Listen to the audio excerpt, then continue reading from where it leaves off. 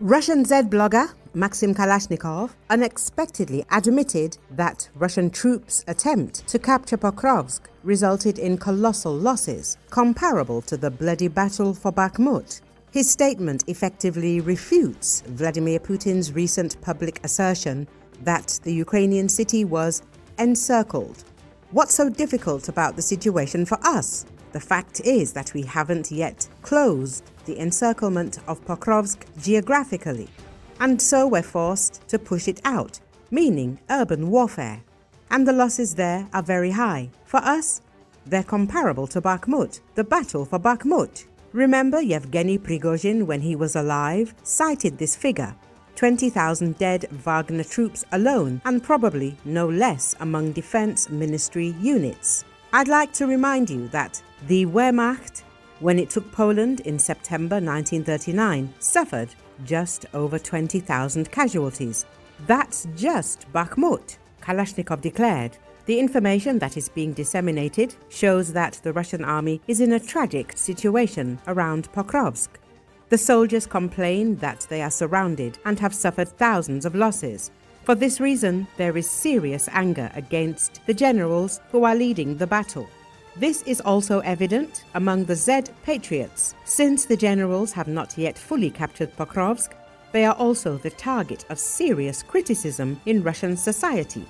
Even sources loyal to the Kremlin acknowledge the colossal scale of Russia's losses. Kalashnikov's admission contradicts Moscow's official narrative, which claims that the operation is proceeding according to plan. In reality, Russian troops are suffering horrific losses trying to break through Ukrainian defenses. Putin, speaking earlier, claimed that Pokrovsk was encircled. However, this statement quickly fell apart under the weight of facts. Ukrainian troops continue to hold the city, and even Russian bloggers admit that a complete encirclement is out of the question. Military experts note that the battle for Pokrovsk is repeating the scenario of Bakhmut: protracted fighting, huge losses, and minimal gains for Russian troops. Ukrainian military and communications expert Sergei Flesh confirmed that a military political decision has been made to hold the Pokrovsk-Milnorad agglomeration for as long as possible. He stated that all available reserves will be deployed for this purpose, as this section of the front is of strategic importance. Flesh emphasized that holding Pokrovsk and Milnorad is extremely important from a military standpoint. Beyond these positions lies a largely flat area leading deep into the Dnipropetrovsk region. If the enemy breaks through to this area, they will be able to use the heights around Pokrovsk for long-range drone and artillery fire, posing a serious threat to the Ukrainian rear. The expert noted that such decisions are not made without compelling justification. Ukraine's military leadership is assessing the realistic capabilities of holding the defense line. Flesh added that despite the strategic importance of the area, no position is worth human lives, and if there is a need to rescue people, it must be done promptly. He recalled that the defense forces had already accomplished a true feat, holding the Pokrovsk sector for over a year. The infantry, artillery, and special operations forces soldiers who continue to hold back the Russian advance at the cost of enormous effort distinguished themselves here. Flash also appealed to Ukrainians not to panic and not to spread demoralizing publications. He noted that frontline soldiers read news and see comments online, and rumors of the city being encircled or falling could seriously damage morale.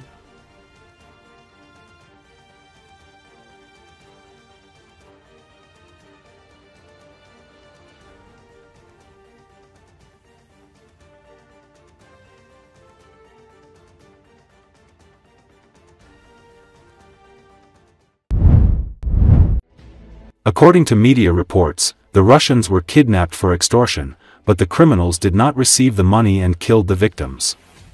Russian businessman Roman Novak, previously implicated in major cryptocurrency fraud cases, and his wife, Anna, have been murdered in the United Arab Emirates, 78 RU reported.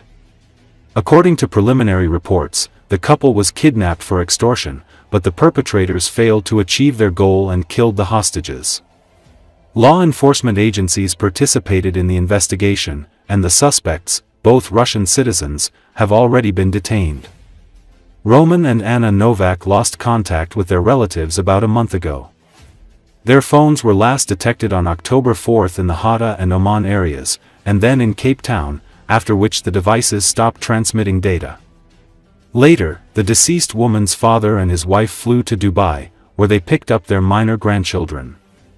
According to a source, the kidnappers were hoping to extort a large sum from Novak's family, but, finding no funds on him, they murdered him and his wife. The investigation is ongoing, and details of the case have not been officially released. Roman Novak has previously been linked to cryptocurrency projects and fraudulent schemes. Specifically, he created the fast crypto transfer app Fintopio and attracted hundreds of millions of dollars in investment, promising partnerships with major IT companies.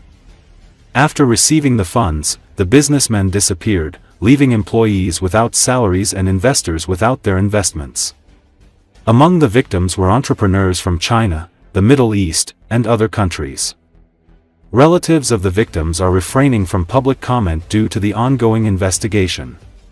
It is noted that Novak has repeatedly attracted the attention of law enforcement agencies and the media, most recently in connection with the disappearance of $500 million received from investors under the guise of developing business projects.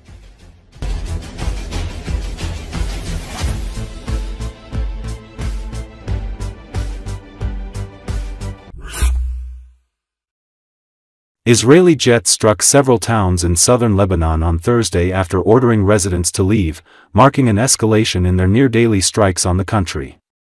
According to Associated Press, the airstrikes came hours after militant group Hezbollah urged the Lebanese government not to enter negotiations with Israel.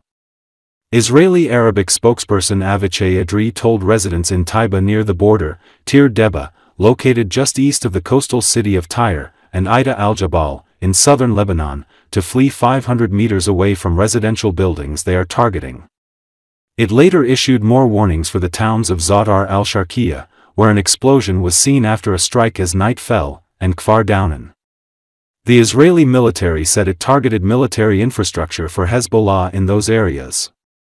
It accused the group of rebuilding its capabilities almost a year after a US-brokered ceasefire went into effect that ended a months-long war. While most residents evacuated the threatened areas ahead of the strikes, Lebanon's health ministry reported one person wounded. The strikes came as Lebanese Prime Minister Nawaf Salam and his government met in Beirut to follow up on a plan drafted by the Lebanese military to disarm Hezbollah and other non-state armed groups in the country. Lebanese President Joseph Aoun has been critical of Israel's strikes and ongoing occupation of 5 hilltop points on Lebanese territory, but has said he is open to negotiations with Israel to end the tensions. In a statement read out on Al-Mana TV, which is controlled by the militant group, Hezbollah accused Israel of exploiting the government's statements to resume attacks. Israel says its near-daily strikes have targeted Hezbollah officials and military infrastructure, while the Lebanese government that has backed disarming Hezbollah say the strikes have targeted civilians and infrastructure unrelated to the Iran-backed group. The powerful group's military capabilities were severely damaged in Israel's intense air campaign over the country in 2024, but Hezbollah have yet to disarm, and its leader Sheikh Naim Qassem has said that the group will be ready to fight no matter how limited their capabilities might be. Both sides have accused each other of violating the ceasefire, which nominally ended the latest Israel-Hezbollah war last November. The conflict started after the October 7, 2023, Hamas-led attack on Israel that triggered the war in Gaza.